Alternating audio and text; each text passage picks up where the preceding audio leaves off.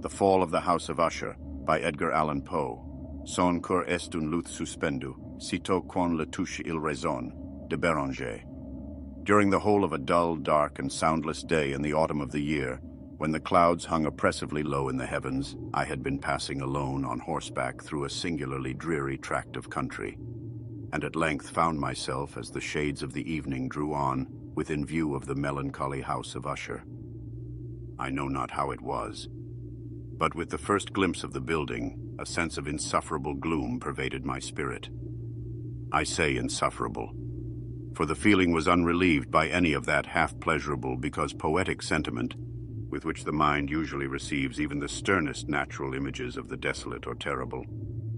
I looked upon the scene before me, upon the mere house and the simple landscape features of the domain, upon the bleak walls, upon the vacant eye-like windows, upon a few rank sedges, and upon a few white trunks of decayed trees, with an utter depression of soul which I can compare to no earthly sensation more properly than to the after-dream of the reveler upon opium, the bitter lapse into everyday life, the hideous dropping off of the veil. There was an iciness, a sinking, a sickening of the heart, an unredeemed dreariness of thought which no goading of the imagination could torture into aught of the sublime. What was it, I paused to think? What was it that so unnerved me in the contemplation of the house of Usher? It was a mystery all insoluble, nor could I grapple with the shadowy fancies that crowded upon me as I pondered. I was forced to fall back upon the unsatisfactory conclusion that while beyond doubt there are combinations of very simple natural objects which have the power of thus affecting us, still the analysis of this power lies among considerations beyond our depth. It was possible, I reflected, that a mere different arrangement of the particulars of the scene, of the details of the picture, would be sufficient to modify, or perhaps to annihilate its capacity for sorrowful impression. And acting upon this idea, I reined my horse to the precipitous brink of a black and lurid tarn that lay in unruffled luster by the dwelling, and gazed down, but with a shudder even more thrilling than before, upon the remodeled and inverted images of the gray sedge, and the ghastly tree stems, and the vacant and eye-like windows. Nevertheless, in this mansion of gloom, I now proposed to myself a sojourn of some weeks. Its proprietor, Roderick Usher, had been one of my boon companions in boyhood, but many years had elapsed since our last meeting. A letter, however, had lately reached me in a distant part of the country, a letter from him, which, in its wildly importunate nature, had admitted of no other than a personal reply. The MS gave evidence of nervous agitation. The writer spoke of acute bodily illness, of a mental disorder which oppressed him, and of an earnest desire to see me as his best, and indeed his only personal friend, with a view of attempting, by the cheerfulness of my society, some alleviation of his malady. It was the manner in which all this and much more was said, it was the apparent heart that went with his request, which allowed me no room for hesitation, and I accordingly obeyed forthwith what I still considered a very singular summons.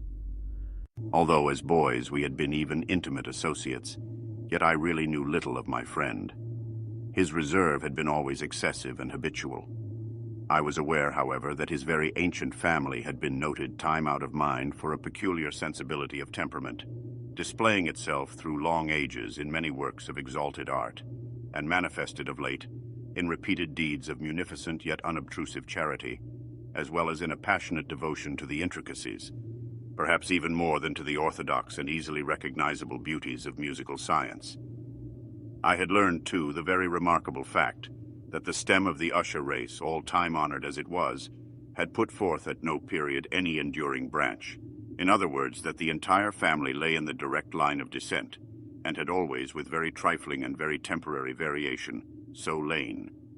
It was this deficiency I considered, while running over in thought the perfect keeping of the character of the premises with the accredited character of the people, and while speculating upon the possible influence which the one, in the long lapse of centuries, might have exercised upon the other. It was this deficiency, perhaps, of collateral issue, and the consequent undeviating transmission, from sire to son, of the patrimony with the name, which had at length so identified the two as to merge the original title of the estate in the quaint and equivocal appellation of the House of Usher, an appellation which seemed to include, in the minds of the peasantry who used it, both the family and the family mansion. I have said that the sole effect of my somewhat childish experiment, that of looking down within the tarn, had been to deepen the first singular impression. There can be no doubt that the consciousness of the rapid increase of my superstition, for why should I not so term it, served mainly to accelerate the increase itself. Such, I have long known, is the paradoxical law of all sentiments having terror as a basis. And it might have been for this reason only, that when I again uplifted my eyes to the house itself, from its image in the pool, there grew in my mind a strange fancy, a fancy so ridiculous indeed that I but mention it to show the vivid force of the sensations which oppressed me. I had so worked upon my imagination as really to believe that about the whole mansion and domain there hung an atmosphere peculiar to themselves and their immediate vicinity, an atmosphere which had no affinity with the air of heaven, but which had reeked up from the decayed trees and the grey wall and the silent tarn, a pestilent and mystic vapor, dull, sluggish, faintly discernible, and leaden-hued. Shaking off from my spirit what must have been a dream, I scanned more narrowly the real aspect of the building. Its principal feature seemed to be that of an excessive antiquity. The discoloration of ages had been great. Minute fungi overspread the whole exterior, hanging in a fine tangled webwork from the eaves. Yet all this was apart from any extraordinary dilapidation. No portion of the masonry had fallen, and there appeared to be a wild inconsistency between its still perfect adaptation of parts and the crumbling condition of the individual stones. In this there was much that reminded me of the specious totality of old woodwork which has rotted for long years in some neglected vault, with no disturbance from the breath of the external air. Beyond this indication of extensive decay, however, the fabric gave little token of instability. Perhaps the eye of a scrutinizing observer might have discovered a barely perceptible fissure, which, extending from the roof of the building in front, made its way down the wall in a zigzag direction until it became lost in the sullen waters of the tarn. Noticing these things, I rode over a short causeway to the house. A servant in waiting took my horse, and I entered the Gothic archway of the hall. A valet of stealthy step thence conducted me in silence through many dark and intricate passages in my progress to the studio of his master. Much that I encountered on the way contributed, I know not how, to heighten the vague sentiments of which I have already spoken. While the objects around me, while the carvings of the ceilings, the somber tapestries of the walls, the ebon blackness of the floors, and the phantasmagoric armorial trophies which rattled as I strode, were but matters to which, or to such as which, I had been accustomed from my infancy, while I hesitated not to acknowledge how familiar was all this, I still wondered to find how unfamiliar were the fancies which ordinary images were stirring up. On one of the staircases, I met the physician of the family. His countenance, I thought, wore a mingled expression of low cunning and perplexity. He accosted me with trepidation and passed on. The valet now threw open a door and ushered me into the presence of his master. The room in which I found myself was very large and lofty. The windows were long, narrow, and pointed, and at so vast a distance from the black oaken floor as to be altogether inaccessible from within. Feeble gleams of encrimsoned light made their way through the trellised panes and served to render sufficiently distinct the more prominent objects around. The eye, however, struggled in vain to reach the remoter angles of the chamber, or the recesses of the vaulted and fretted ceiling. Dark draperies hung upon the walls. The general furniture was profuse, comfortless, antique, and tattered. Many books and musical instruments lay scattered about, but failed to give any vitality to the scene. I felt that I breathed an atmosphere of sorrow. An air of stern, deep, and irredeemable gloom hung over and pervaded all. Upon my entrance, Usher arose from a sofa on which he had been lying at full length, and greeted me with a vivacious warmth which had much in it, I at first thought, of an overdone cordiality, of the constrained effort of the ennui man of the world. A glance, however, at his countenance convinced me of his perfect sincerity. We sat down, and for some moments, while he spoke not, I gazed upon him with a feeling half of pity, half of awe. Surely man had never before so terribly altered in so brief a period as had Roderick Usher. It was with difficulty that I could bring myself to admit the identity of the one being before me with the companion of my early boyhood. Yet the character of his face had been at all times remarkable. A cadaverousness of complexion, an eye large, liquid, and luminous beyond comparison, lips somewhat thin and very pallid, but of a surpassingly beautiful curve, a nose of a delicate Hebrew model, but with a breadth of nostril unusual in similar formations, a finely molded chin speaking in its want of prominence of a want of moral energy, hair of a more than web-like softness and tenuity. These features, with an inordinate expansion above the regions of the temple, made up altogether a countenance not easily to be forgotten. And now, in the mere exaggeration of the prevailing character of these features, and of the expression they were wont to convey, lay so much of change that I doubted to whom I spoke. The now ghastly pallor of the skin, and the now miraculous luster of the eye, above all things, startled and even awed me. The silken hair, too, had been suffered to grow all unheeded, and as in its wild, gossamer texture it floated rather than fell about the face, I could not, even with effort, connect its arabesque expression with any idea of simple humanity. In the manner of my friend, I was at once struck with an incoherence, an inconsistency, and I soon found this to arise from a series of feeble and futile struggles to overcome an habitual trepidancy, an excessive nervous agitation.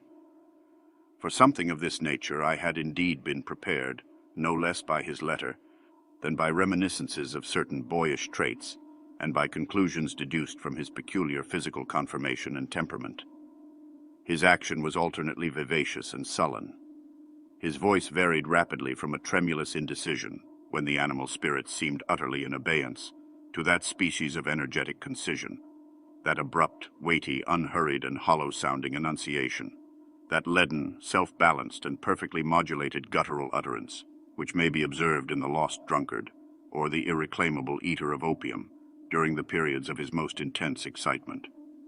It was thus that he spoke of the object of my visit, of his earnest desire to see me, and of the solace he expected me to afford him. He entered at some length into what he conceived to be the nature of his malady. It was, he said, a constitutional and a family evil, and one for which he despaired to find a remedy, a mere nervous affection, he immediately added, which would undoubtedly soon pass off. It displayed itself in a host of unnatural sensations. Some of these, as he detailed them, interested and bewildered me, although perhaps the terms and the general manner of the narration had their weight. He suffered much from a morbid acuteness of the senses. The most insipid food was alone endurable. He could wear only garments of certain texture. The odors of all flowers were oppressive. His eyes were tortured by even a faint light, and there were but peculiar sounds, and these from stringed instruments which did not inspire him with horror. To an anomalous species of terror I found him a bounden slave. "I shall perish," said he. "I must perish in this deplorable folly. Thus, and not otherwise, shall I be lost. I dread the events of the future, not in themselves, but in their results.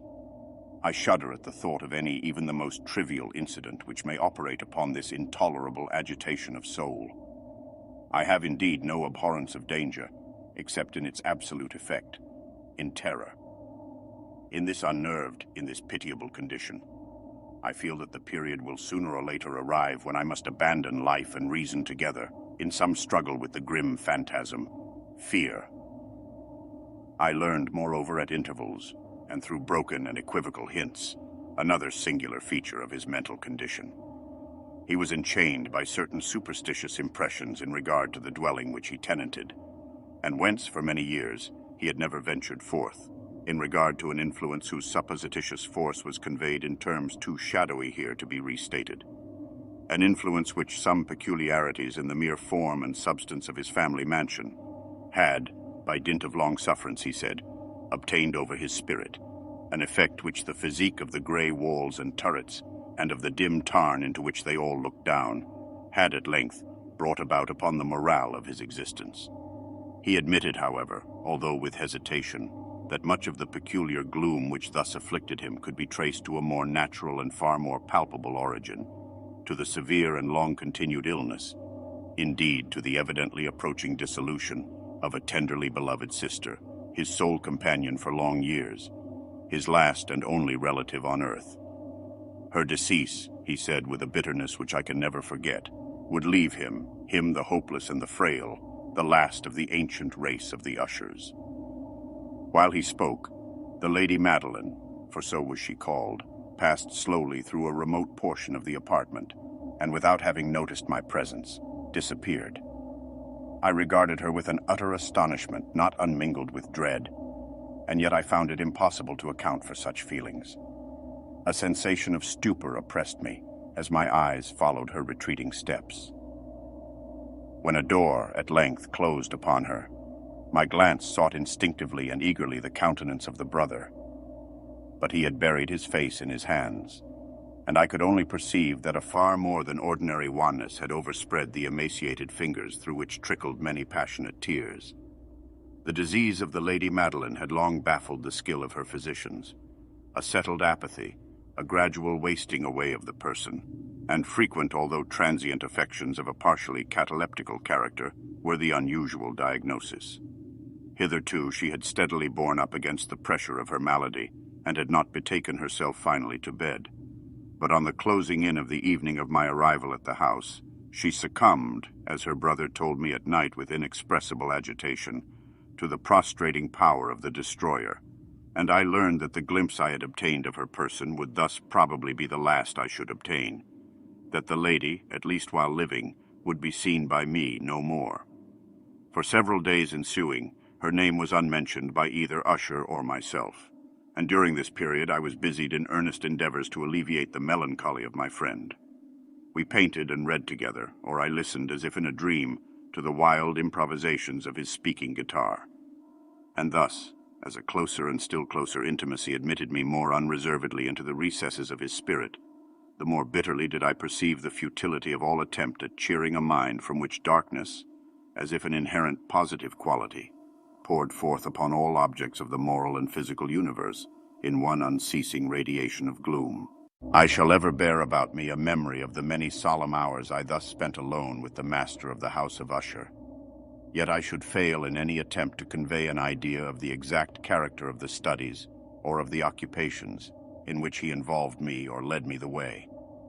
An excited and highly distempered ideality threw a sulphurous luster over all. His long improvised dirges will ring forever in my ears. Among other things, I hold painfully in mind a certain singular perversion and amplification of the wild air of the last waltz of von Weber. From the paintings over which his elaborate fancy brooded, and which grew, touch by touch, into vaguenesses at which I shuddered the more thrillingly, because I shuddered knowing not why. From these paintings, vivid as their images now are before me, I would in vain endeavor to educe more than a small portion which should lie within the compass of merely written words. By the utter simplicity, by the nakedness of his designs, he arrested and overawed attention. If ever mortal painted an idea, that mortal was Roderick Usher. For me, at least, in the circumstances then surrounding me, there arose out of the pure abstractions which the hypochondriac contrived to throw upon his canvas an intensity of intolerable awe, no shadow of which felt I ever yet in the contemplation of the certainly glowing yet too concrete reveries of Fuseli. One of the phantasmagoric conceptions of my friend, partaking not so rigidly of the spirit of abstraction, may be shadowed forth, although feebly, in words. A small picture presented the interior of an immensely long and rectangular vault or tunnel, with low walls, smooth, white, and without interruption or device. Certain accessory points of the design served well to convey the idea that this excavation lay at an exceeding depth below the surface of the earth. No outlet was observed in any portion of its vast extent, and no torch or other artificial source of light was discernible. Yet a flood of intense rays rolled throughout, and bathed the whole in a ghastly and inappropriate splendor. I have just spoken of that morbid condition of the auditory nerve which rendered all music intolerable to the sufferer, with the exception of certain effects of stringed instruments. It was perhaps the narrow limits to which he thus confined himself upon the guitar, which gave birth in great measure to the fantastic character of his performances. But the fervid facility of his impromptus could not be so accounted for. They must have been and were in the notes as well as in the words of his wild fantasias, for he not unfrequently accompanied himself with rhymed verbal improvisations, the result of that intense mental collectedness and concentration to which I have previously alluded as observable only in particular moments of the highest artificial excitement. The words of one of these rhapsodies I have easily remembered. I was perhaps the more forcibly impressed with it as he gave it because, in the under or mystic current of its meaning, I fancied that I perceived, and for the first time, a full consciousness on the part of Usher, of the tottering of his lofty reason upon her throne. The verses, which were entitled The Haunted Palace, ran very nearly, if not accurately, thus. 1. In the greenest of our valleys, by good angels tenanted, once a fair and stately palace, radiant palace, reared its head. In the monarch thought's dominion, it stood there. Never seraph spread a pinion over fabric half so fair. 2. Banners yellow, glorious golden, on its roof did float and flow. This, all this, was in the olden time long ago, and every gentle air that dallied in that sweet day along the ramparts plumed and pallid, a winged odor went away. 3. Wanderers in that happy valley, through 2 luminous windows saw spirits moving musically to a lute's well-tuned law, round about a throne where sitting, Porphyrogene, in state his glory well befitting, the ruler of the realm was seen. 4. And all with pearl and ruby glowing was the fair palace door, through which came flowing, and sparkling evermore, a troop of echoes whose sweet duty was but to sing, in voices of surpassing beauty, the wit and wisdom of their king. 5. But evil things in robes of sorrow assailed the monarch's high estate. Ah, let us mourn, for never morrow shall dawn upon him desolate. And round about his home the glory that blushed and bloomed is but a dim-remembered story of the old time entombed. 6. And travelers now within that valley, through the red-litten windows, see vast forms that move fantastically to a discordant melody, while like a rapid, ghastly river, through the pale door, a hideous throng rush out forever and laugh, but smile no more. Having deposited our mournful burden upon trestles within this region of horror, we partially turned aside the yet unscrewed lid of the coffin and looked upon the face of the tenant. A striking similitude between the brother and sister now first arrested my attention, and Usher, divining perhaps my thoughts, murmured out some few words from which I learned that the deceased and himself had been twins, and that sympathies of a scarcely intelligible nature had always existed between them. Our glances, however, rested not long upon the dead, for we could not regard her unawed. The disease which had thus entombed the lady in the maturity of youth had left, as usual in all maladies of a strictly cataleptical character, the mockery of a faint blush upon the bosom and the face, and that suspiciously lingering smile upon the lip which is so terrible in death. We replaced and screwed down the lid, and having secured the door of iron, made our way with toil into the scarcely less gloomy apartments of the upper portion of the house. And now, some days of bitter grief having elapsed, an observable change came over the features of the mental disorder of my friend. His ordinary manner had vanished. His ordinary occupations were neglected or forgotten. He roamed from chamber to chamber with hurried, unequal, and objectless step. The pallor of his countenance had assumed, if possible, a more ghastly hue, but the luminousness of his eye had utterly gone out. The once occasional huskiness of his tone was heard no more, and a tremulous quaver, as if of extreme terror, habitually characterized his utterance. There were times, indeed, when I thought his unceasingly agitated mind was laboring with some oppressive secret, to divulge which he struggled for the necessary courage. At times, again, I was obliged to resolve all into the mere inexplicable vagaries of madness, for I beheld him gazing upon vacancy for long hours, in an attitude of the profoundest attention, as if listening to some imaginary sound. It was no wonder that his condition terrified, that it infected me. I felt creeping upon me by slow yet certain degrees the wild influences of his own fantastic yet impressive superstitions. It was especially upon retiring to bed late in the night of the 7th or 8th day after the placing of the Lady Madeline within the donjon that I experienced the full power of such feelings. Sleep came not near my couch, while the hours waned and waned away. I struggled to reason off the nervousness which had dominion over me. I endeavored to believe that much, if not all, of what I felt, was due to the bewildering influence of the gloomy furniture of the room, of the dark and tattered draperies, which, tortured into motion by the breath of a rising tempest, swayed fitfully to and fro upon the walls, and rustled uneasily about the decorations of the bed. But my efforts were fruitless. An irrepressible tremor gradually pervaded my frame, and at length there sat upon my very heart an incubus of utterly causeless alarm. Shaking this off with a gasp and a struggle, I uplifted myself upon the pillows, and peering earnestly within the intense darkness of the chamber, hearkened, I know not why, except that an instinctive spirit prompted me, to certain low and indefinite sounds which came through the pauses of the storm at long intervals, I knew not whence.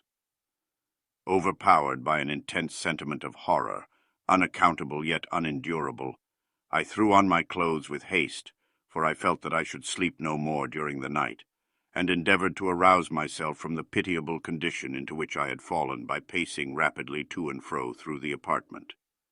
I had taken but few turns in this manner when a light step on an adjoining staircase arrested my attention.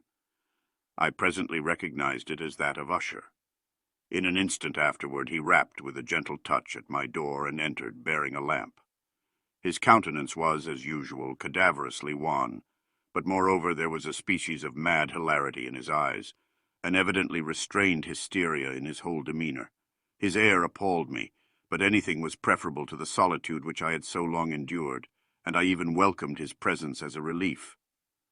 "And you have not seen it?" he said abruptly, after having stared about him for some moments in silence. "You have not then seen it. But stay, you shall." Thus speaking, and having carefully shaded his lamp, he hurried to one of the casements, and threw it freely open to the storm. The impetuous fury of the entering gust nearly lifted us from our feet.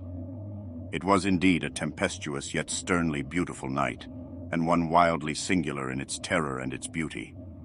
A whirlwind had apparently collected its force in our vicinity, for there were frequent and violent alterations in the direction of the wind, and the exceeding density of the clouds, which hung so low as to press upon the turrets of the house, did not prevent our perceiving the lifelike velocity with which they flew careering from all points against each other, without passing away into the distance. I say that even their exceeding density did not prevent our perceiving this, yet we had no glimpse of the moon or stars, nor was there any flashing forth of the lightning.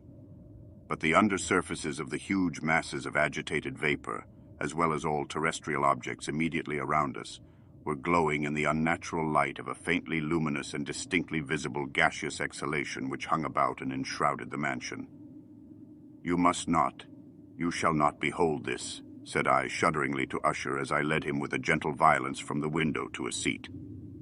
"These appearances which bewilder you are merely electrical phenomena not uncommon, or it may be that they have their ghastly origin in the rank miasma of the tarn. Let us close this casement. The air is chilling and dangerous to your frame. Here is one of your favorite romances. I will read and you shall listen, and so we will pass away this terrible night together."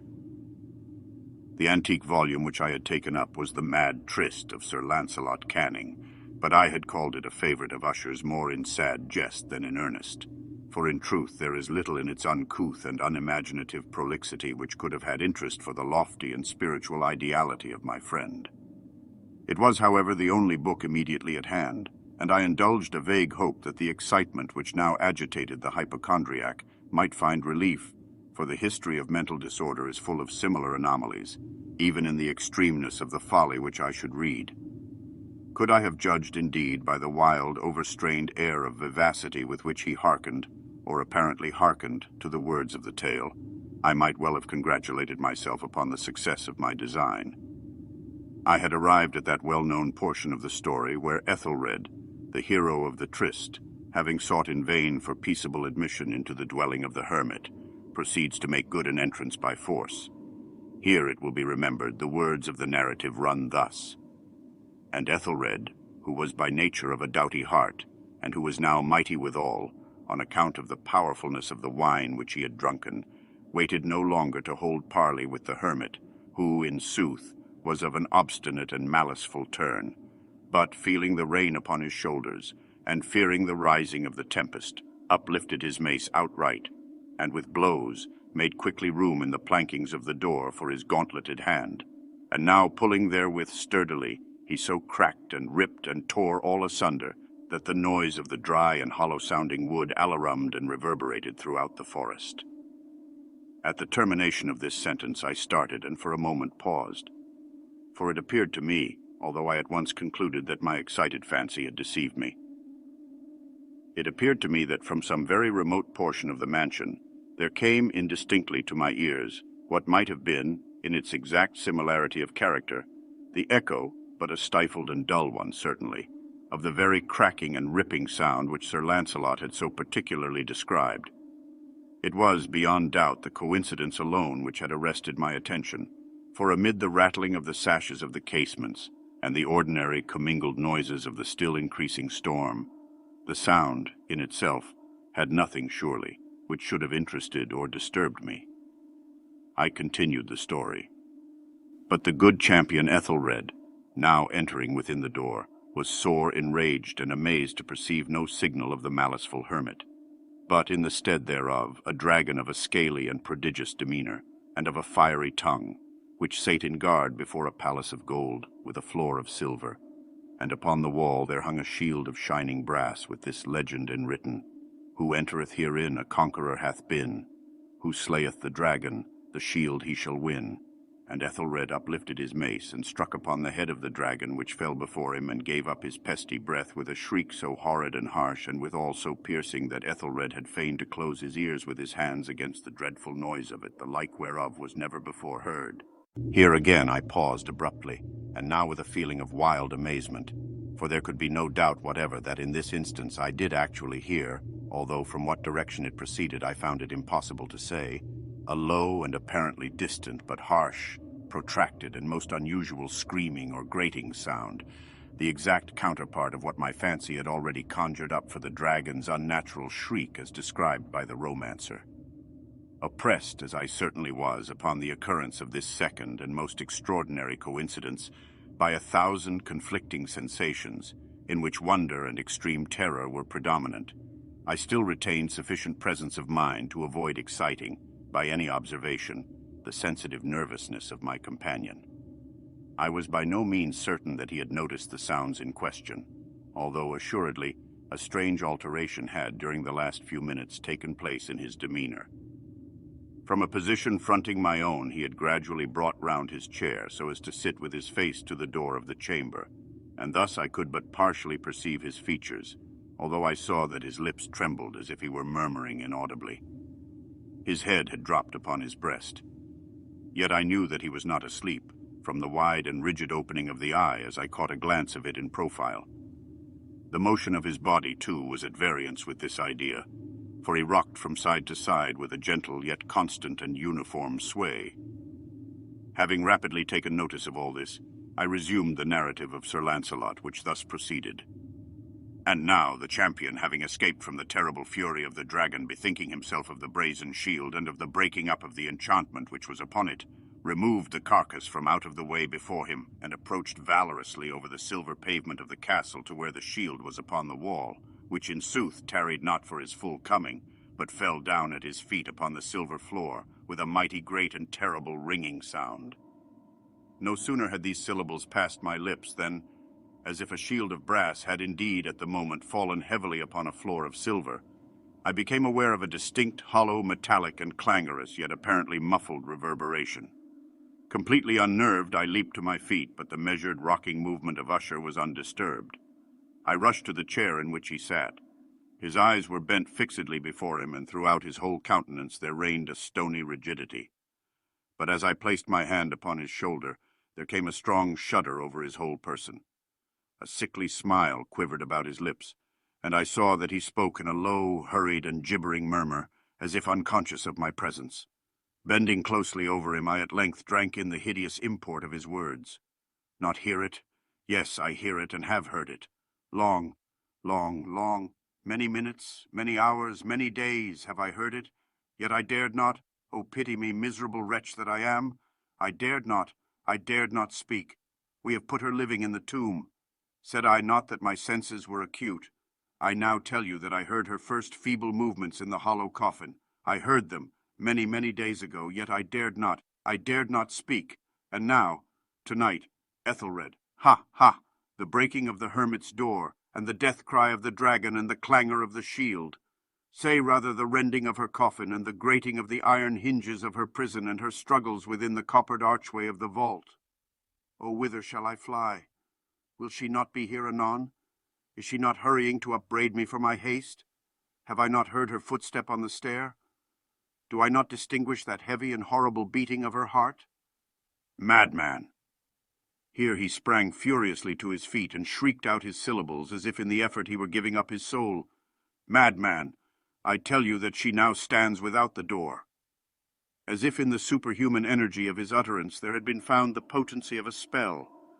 The huge antique panels to which the speaker pointed threw slowly back, upon the instant, their ponderous and ebony jaws. It was the work of the rushing gust. But then without those doors there did stand the lofty and enshrouded figure of the Lady Madeline of Usher. There was blood upon her white robes, and the evidence of some bitter struggle upon every portion of her emaciated frame. For a moment she remained trembling and reeling to and fro upon the threshold. Then, with a low, moaning cry, fell heavily inward upon the person of her brother, and in her violent and now final death agonies bore him to the floor a corpse, and a victim to the terrors he had anticipated. From that chamber, and from that mansion, I fled aghast. The storm was still abroad in all its wrath as I found myself crossing the old causeway. Suddenly there shot along the path a wild light, and I turned to see whence a gleam so unusual could have issued, for the vast house and its shadows were alone behind me. The radiance was that of the full, setting and blood-red moon, which now shone vividly through that once barely discernible fissure, of which I have before spoken as extending from the roof of the building in a zigzag direction to the base. While I gazed, this fissure rapidly widened. There came a fierce breath of the whirlwind. The entire orb of the satellite burst at once upon my sight. My brain reeled as I saw the mighty walls rushing asunder. There was a long, tumultuous shouting sound like the voice of 1,000 waters, and the deep and dank tarn at my feet closed sullenly and silently over the fragments of the house of Usher.